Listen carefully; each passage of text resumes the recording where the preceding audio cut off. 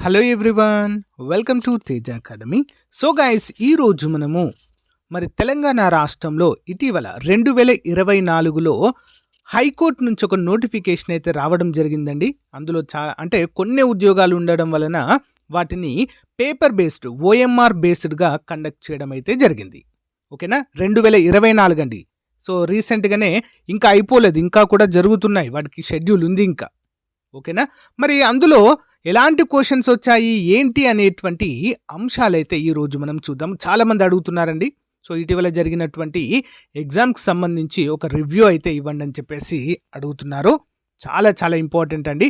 ఎవరైతే junior assistant ఉద్యోగాలకు prepare అవుతున్నారో వాటితో పాటుగా మరి ఈ యొక్క హైకోర్టు మరియు డిస్ట్రిక్ట్ కోర్టులో విడుదలైనటువంటి ఇతర ఉద్యోగాలకు అప్లై చేయబోతున్నటువంటి వారు తప్పకుండా చూడండి ఫ్రెండ్. చాలా చాలా ఇంపార్టెంట్ క్వశ్చన్స్.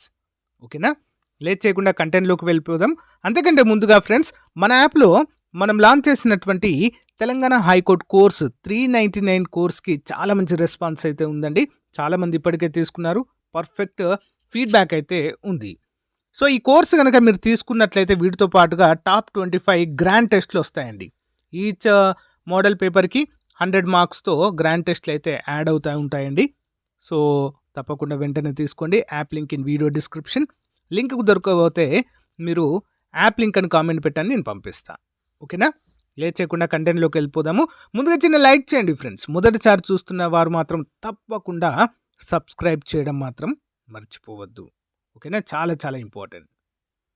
క్వశ్చన్ నెంబర్ 1, క్రింది వానిలో ఏది గ్రీన్ హౌస్ వాయువు కాదు? గ్రీన్ హౌస్ వాయువు. Which of the following gas is not as a green house gas? ఏంటండి, హైడ్రోజన్ అనేది గ్రీన్ హౌస్ వాయువు కాదు. Carbon dioxide, nitrous oxide, methane అనేటువంటివి మరి గ్రీన్ హౌస్ వాయువుల జాబితాలోనికి వస్తాయి.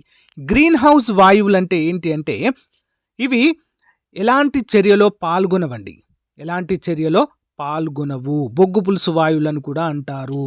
ఓకేనా, భూమి గ్రీన్ హౌస్ ఎఫెక్ట్ అంటారు కదండి. అంటే భూమి వేడెక్కేటువంటి ప్రక్రియలో పాల్గొనేటువంటి వాయువులే ఈ యొక్క గ్రీన్ హౌస్ వాయువులు. సో మరి కార్బన్ డైఆక్సైడ్ అత్యధిక తక్కువగా ఉంటుందంటే 0.03% మాత్రమే ఉంటుంది.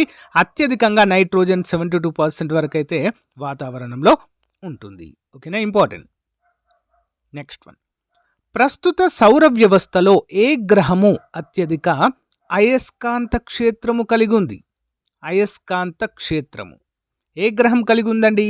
అంగారకుడు.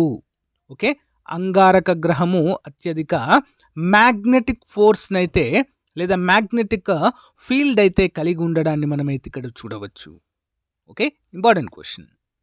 Next one, which is the major component of material extract from bauxite?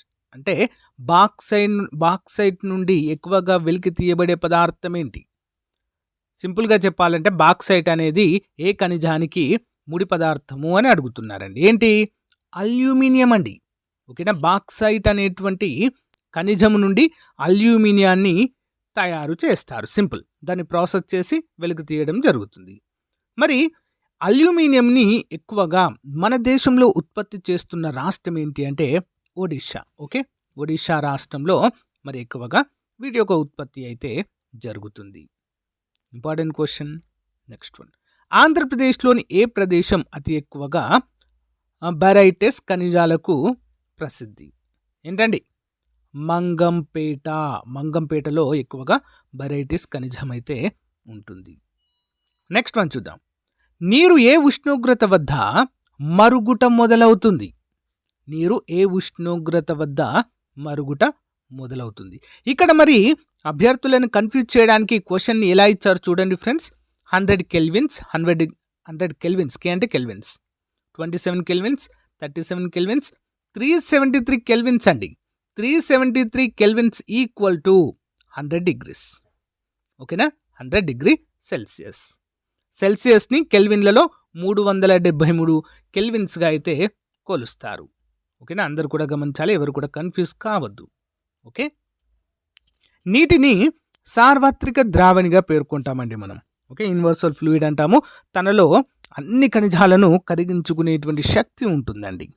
ఓకేనా, మరి ఏ ఉష్ణోగ్రత వద్ద నీటికి అత్యధిక ఘనపరిమాణం కలిగి ఉంటుంది అని చెప్పి చాలాసార్లు క్వశ్చన్ అడిగారండి. 4 డిగ్రీల సెంటీగ్రేడ్ వద్ద. ఓకేనా, ఇంపార్టెంట్, గుర్తుంచుకోవాలి. నెక్స్ట్, ఈ క్రింది వారిలో ఎవరిని ఆధునిక శాస్త్ర పితామహుడు అంటారు? ఆధునిక శాస్త్ర పితామహుడు ఎవరండి? గెలీలియో. ఓకే, గెలీలియో టెలిస్కోప్ని కనుగొన్నటువంటి వ్యక్తి, పెరిస్కోప్ కనుగొన్నటువంటి వ్యక్తి గెలీలియో టెలిస్కోప్ను కనుగొన్నటువంటి వ్యక్తి. వీరిని ఆధునిక శాస్త్ర పితామహుడు అంటారు, ఫాదర్ ఆఫ్ మోడర్న్ సైన్స్. ఓకేనా, నెక్స్ట్ వన్ చూద్దాం. భారత రాజ్యాంగం ప్రకారము అడవులు ఈ క్రింది ఏ జాబితాలోకి వస్తాయి? అడవులు, ఫారెస్ట్ ఏంటండి? ఉమ్మడి జాబితాలోనికి వస్తాయి. మనకి భారత రాజ్యాంగంలో ఏ జాబితాలు ఉంటాయండి? కేంద్ర జాబితా ఉంటుంది, రాష్ట్ర జాబితా ఉంటుంది, ఉమ్మడి జాబితా ఉంటుంది. 3 జాబితాలు ఉంటాయండి. ఈ 3 జాబితాలు లేని అంశాలు కూడా కొన్ని ఉంటాయి. వాటినే అవశేష అధికారాలు. ఇవన్నీ కూడా పార్లమెంటుకి అయితే ఉండడము జరుగుతుంది. ఈ అడవులు అనేవి ఉమ్మడి జాబితా. కేంద్రానికి అధికారం ఉంటుంది, రాష్ట్రానికి కూడా అధికారము ఉంటుంది. ఓకేనా, ఇంపార్టెంట్. నెక్స్ట్ వన్, కార్లలో రక్షణ కోసం వాడే గాలి సంచులలో ఉండేవి ఏంటి? కార్లలో రక్షణ కోసం వాడే గాలి సంచులు ఏంటంటారండి? Air bags. ఓకేనా, సేఫ్టీ ఎయిర్ బ్యాగ్స్. దీంట్లో ఏముంటుంది మరి? ఏం ఫిల్ చేస్తారంటే సోడియం అజాయిడ్ అనేటువంటి పదార్థాన్ని ఫిల్ చేస్తారు. సోడియం అజాయిడ్. ఏమైనా యాక్సిడెంట్ అయినప్పుడు ఎయిర్ బ్యాగ్స్ వెంటనే తెరుచుకొని ప్రాణాపాయం జరగకుండా చూసుకుంటాయి. ఓకే, నెక్స్ట్ వన్, క్రింది వానిలో ఏది రిజర్వ్ బ్యాంక్ విధి కాదు? So which of the following is not a duty of reserve bank of India? ఏం కాదండి? సాధారణ రుణాలు అనేది కాదండి. మనం వెళ్ళి డైరెక్ట్ నాకు ఒక లోన్ కావాలంటే ఇస్తారా? ఇవ్వరండి. ఓకేనా, బ్యాంకర్లకు బ్యాంక్ అండి ఇది. ఓకేనా, ఒక బ్యాంకులు మామూలుగా నేషనలైజ్ బ్యాంకులు ఉంటాయి కదా, ఎస్బీఐ కావచ్చు, ఐసిఐసిఐ కావచ్చు, ఇవన్నీ కూడా, ఈ బ్యాంకులన్నీ కూడా ఆర్బీఐ దగ్గర డిపాజిట్ చేసుకుంటాయి. ఓకేనా, ఆర్బీఐ దగ్గర కరెన్సీ నోట్ల జారీ చేస్తుంది. విదేశీ మారక ద్రవ్య వ్యవహారాలను కూడా ఆర్బీఐ చూసుకుంటుంది. మీ అందరికీ కూడా చిన్న క్వశ్చన్ అండి, మరి ఎంతమంది సమాధానం చెప్తారో చూద్దాము. ఆర్బీఐని, రిజర్వ్ బ్యాంక్ ఆఫ్ ఇండియాని ఏ సంవత్సరంలో జాతీయం చేయడం జరిగింది? ఏ సంవత్సరంలో జాతీయం చేశారు? కామెంట్ చేయండి ప్రతి ఒక్కరు కూడా, మీకు తెలిస్తే. తెలియకపోతే ఆర్బీఐని కామెంట్ పెట్టండి ఫ్రెండ్స్, నేను ఆన్సర్ చెప్తాను. ఓకేనా, ఆర్బీఐకి ప్రస్తుతము గవర్నర్ జనరల్ ఎవరండి? శక్తికాంత దాస్ గారు. ఓకే, శక్తికాంత దాస్ గారు అయితే ప్రజెంట్ ఆర్బీఐ గవర్నర్గా కొనసాగుతున్నారు. ఓకేనా, ఇంపార్టెంట్ క్వశ్చన్ అండి. నెక్స్ట్ వన్, భారతదేశంలో మొదటిసారిగా ఎలక్ట్రానిక్ ఓటింగ్ యంత్రములను ఉపయోగించిన రాష్ట్రము? ఎలక్ట్రానిక్ ఓటింగ్ ఎవరండి? కేరళ రాష్ట్రం అయితే ఉపయోగించడము జరిగింది. ఏం రాష్ట్రం అండి? కేరళ రాష్ట్రము. నెక్స్ట్ వన్, ఇండియాలో తలసరి ఆదాయము తక్కువ ఎందువలన అనగా? ఎందుకండి? ఎక్కువ మంది గ్రామాలలో నివసించడం వలన పర్ క్యాపిటా ఇన్కమ్ అనేది చాలా తక్కువగా ఉంటుంది. ఓకేనా, గుర్తుంచుకోవాలి, ఇంపార్టెంట్ క్వశ్చన్. నెక్స్ట్ వన్ చూద్దాం. ప్రపంచంలో 3వ అతిపెద్ద టెలికమ్యూనికేషన్ నెట్వర్క్ను కలిగి ఉన్న దేశము? ప్రపంచంలో 3వ అతిపెద్ద టెలికమ్యూనికేషన్ ఏ దేశం అండి? మన ఇండియానే అండి. ఓకేనా, టెలికమ్యూనికేషన్ వ్యవస్థను కలిగిన దేశము 3వ స్థానంలో ఉండేది ఇండియా. నెక్స్ట్ వన్, ఎన్సిసి దినోత్సవము దిగువనిచ్చిన తేదీలలో ఎప్పుడు జరుపుకుంటారు? నేషనల్ క్యాడెట్ కార్ప్స్ అంటారండి. సో ఎప్పుడు?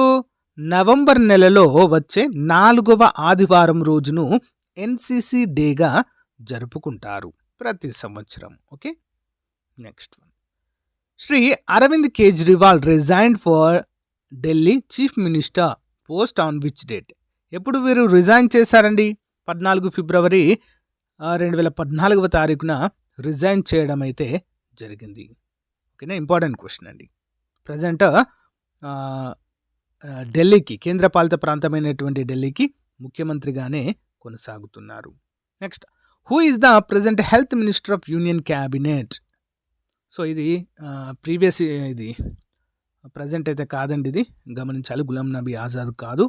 సో ప్రీవియస్ పేపర్ ఒకటి తప్పించారు ఇక్కడ, గమనించాలి. ఇది అప్డేట్ చేస్తాను నేను మోడల్ పేపర్స్లో. ఓకేనా. నెక్స్ట్, రైల్వే బడ్జెట్ను 26 ఫిబ్రవరి 2013 పార్లమెంట్లో ప్రవేశపెట్టిన వారు ఎవరు? ఎవరండి? పవన్ బన్సాల్. ఓకే, పవన్ బన్సాల్ గారు ప్రవేశపెట్టడం జరిగింది. మరి ఎన్డీఏ ప్రభుత్వము రాకముందు. నెక్స్ట్ వన్, భారత ప్రథమ స్వతంత్ర పోరాటము 1857 సంవత్సరంలో ఎక్కడ జరిగింది? 1857 ప్రథమ స్వతంత్ర పోరాటం ఎక్కడండి? మీరట్ అండి, ఉత్తరప్రదేశ్లో జరిగింది. ఎక్కడ? ఉత్తరప్రదేశ్, మీరట్, 1857లో. ఓకేనా, ఇంపార్టెంట్ క్వశ్చన్ అండి ఇది. చూద్దాము. భారతీయులలో జాతీయవాదాన్ని మరియు ఆత్మవిశ్వాసాన్ని చికాగోలో జరిగిన ప్రపంచ మతాల పార్లమెంటులో ఎవరు ప్రేరేపించారు? ఎవరండి? సో 1893 సంవత్సరంలో మరి వివేకానందుడు. ఎవరండి? స్వామి వివేకానందుడు మరి అమెరికాలో జరిగినటువంటి ప్రపంచ సర్వమత సమ్మేళనంలో పాల్గొనడం అయితే జరిగింది. ఓకే, నెక్స్ట్ వన్, ఈశాన్య మరియు ఉత్తర భారతదేశ రాష్ట్రాలలో చాలా వరకు వరదలకు ఏ ఏ నదుల వలన సంభవిస్తాయి? గంగా మరియు బ్రహ్మపుత్ర నదుల వల్ల ఎక్కువగా ఇక్కడ వరదలైతే వస్తూ ఉంటాయండి. ఓకేనా. బ్రహ్మపుత్ర నదిని భారతదేశపు దుఃఖదాయిని అంటారు. ఓకేనా, సారో రివర్ ఆఫ్ ఇండియా. ఓకేనా, ఇంపార్టెంట్ క్వశ్చన్ అండి. ఓకే, క్వశ్చన్ అండి. భారతదేశానికి అత్యధిక వరదలను తీసుకొచ్చేటువంటి నది బ్రహ్మపుత్ర. దీన్ని దిహంగ్ అంటాము, రెడ్ రివర్ అని కూడా పిలుస్తామని భారతదేశంలో. భారతదేశంలో అత్యంత పొడవైన నది కనుక చూసినట్లయితే గంగా నది అండి. అతి పెద్ద నది ఏది అని చూసినట్లయితే బ్రహ్మపుత్ర అవుతుంది. ఓకేనా. మరి వరదల రూపంలో అత్యధిక నీటిని సముద్రంలోకి తీసుకువెళ్ళేటువంటి నది కూడా బ్రహ్మపుత్ర నది.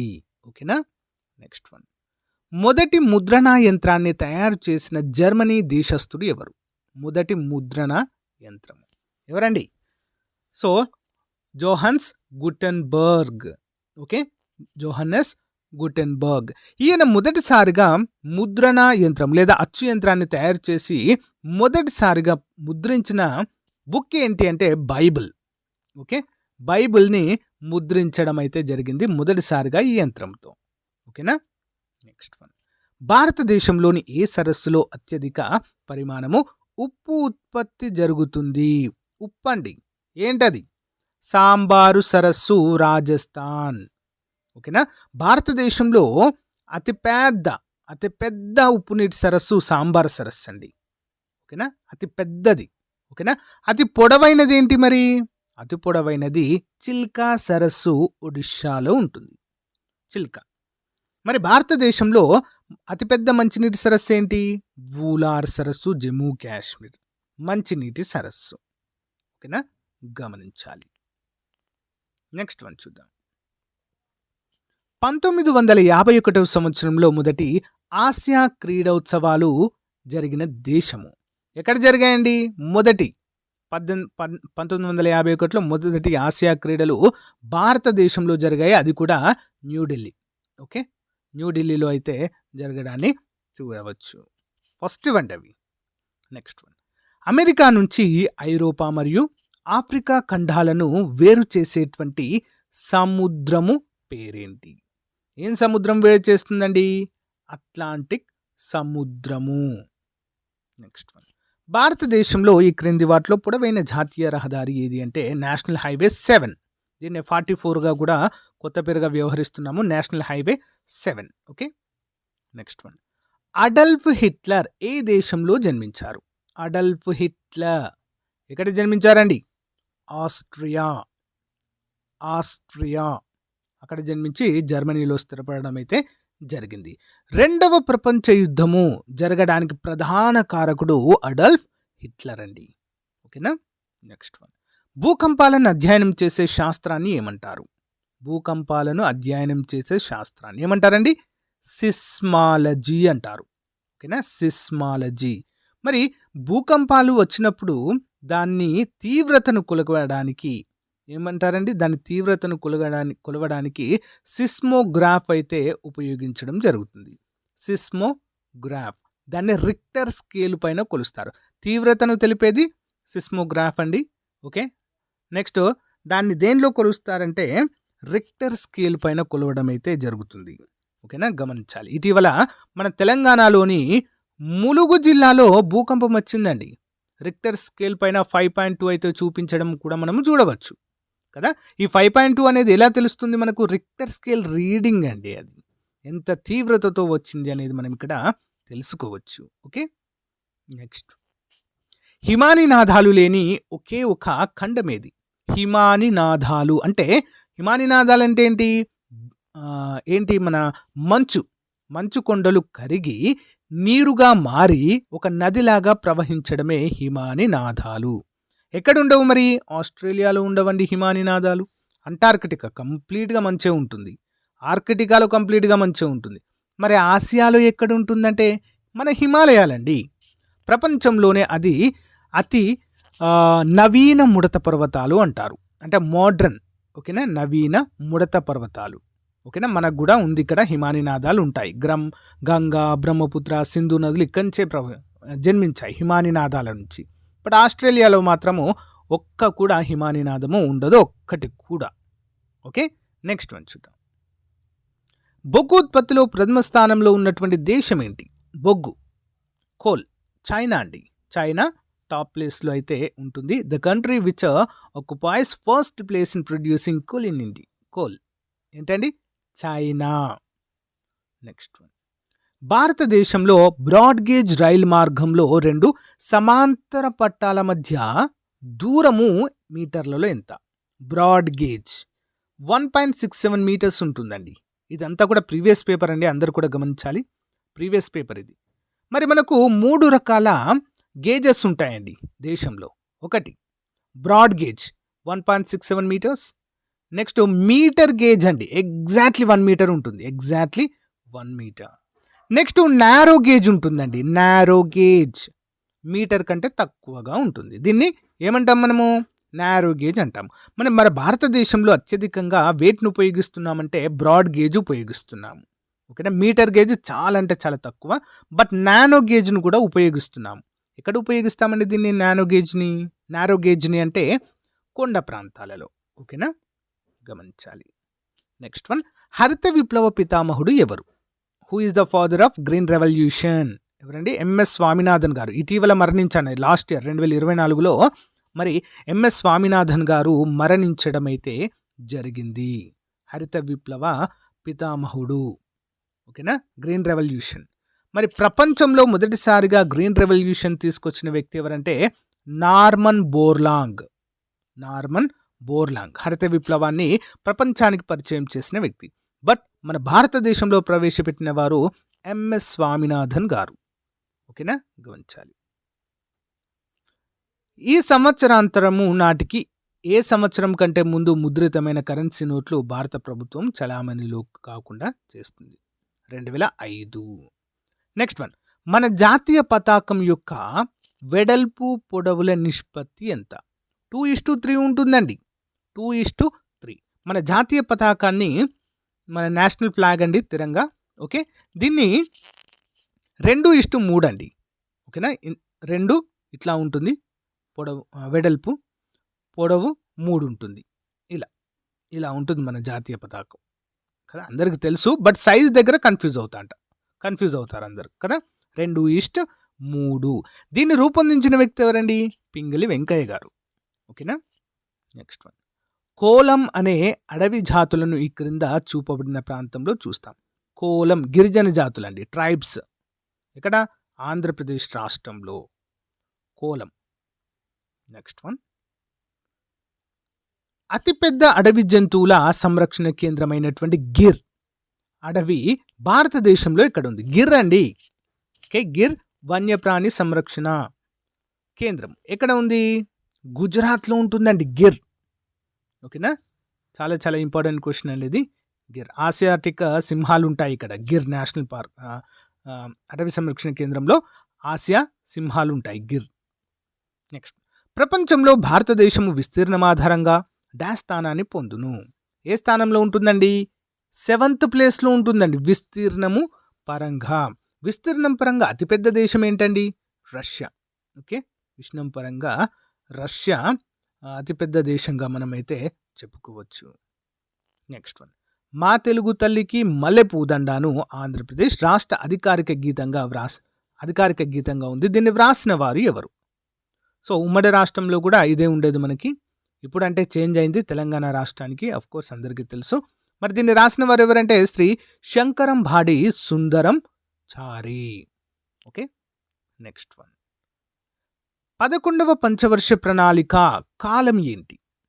ఓకే, 11వ పంచవర్ష ప్రణాళిక కాలం 2007 నుంచి 12 వరకు దీని యొక్క కాలం అయితే ఉంటుంది ఫ్రెండ్స్. 2007 నుంచి 12 వరకు.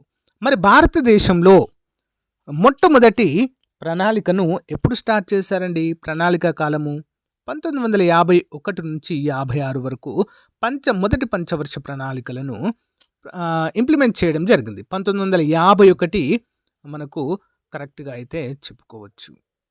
నెక్స్ట్ వన్, భారత ప్రభుత్వము 19 జూలై 1961 నాడు ఎన్ని బ్యాంకులను జాతీయం చేసింది? 1969లో మొదటిసారిగా ఇందిరాగాంధీ ప్రధానిగా ఉన్నటువంటి టైంలో 14 బ్యాంకులను జాతీయం చేయడం జరిగిందండి. ఎన్ని బ్యాంకులు అండి? 14 బ్యాంకులు నేషనలైజ్ చేశారు. నెక్స్ట్ వన్, భారతదేశంలో విడిగా రాజ్యాంగాన్ని కలిగి ఉన్న ఏకైక రాష్ట్రము ఏంటండి? జమ్మూ కాశ్మీర్ అండి. సో 360 ఆర్టికల్ ప్రకారము స్వతంత్ర ప్రతిపత్తి కలిగింది, బట్ దాన్ని రద్దు చేశారులేండి. ప్రజెంట్ ఉందా అండి? లేదు. 2021 అక్టోబర్, అక్టోబర్ 26, 21 ఆ టైంలో అయితే రద్దు చేసి మరి జమ్మూను కాశ్మీర్ 2 భాగాలుగా విభజించి జమ్మూ కాశ్మీర్ను జమ్మూ మరియు లడఖ్గా కేంద్రపాలిత ప్రాంతాలుగా మార్చడం అయితే జరిగింది. బట్ భారతదేశంలో ఉంటూ విడిగా రాజ్యాంగాన్ని కలిగి ఉన్నటువంటి ఏకైక రాష్ట్రంగా జమ్మూ కాశ్మీర్ ఉండేది. Okay, next one, Shri Maulana Abul Kalam Azad గారి జన్మదిన జ్ఞాపకార్థంగా జాతీయ విద్యా దినోత్సవం ఏ రోజు జరుపుకుంటారు? ఎప్పుడండి? నవంబర్ 14వ తారీఖున మనము జరుపుకోవడం అయితే చూడవచ్చు. సో గైస్, ఇది రోజుకు సంబంధించిన most important junior assistant 2024 previous paper అండి. చాలా చాలా ఇంపార్టెంట్ గైస్.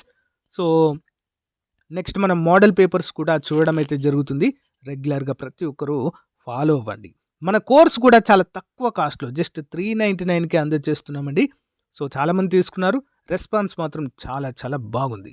వెంటనే తీసుకోండి. మన యొక్క గ్రాండ్ టెస్ట్లు కూడా అతి త్వరలోనే లాంచ్ చేయడం జరుగుతుంది. So get ready. Okay, thank you guys, have a nice day.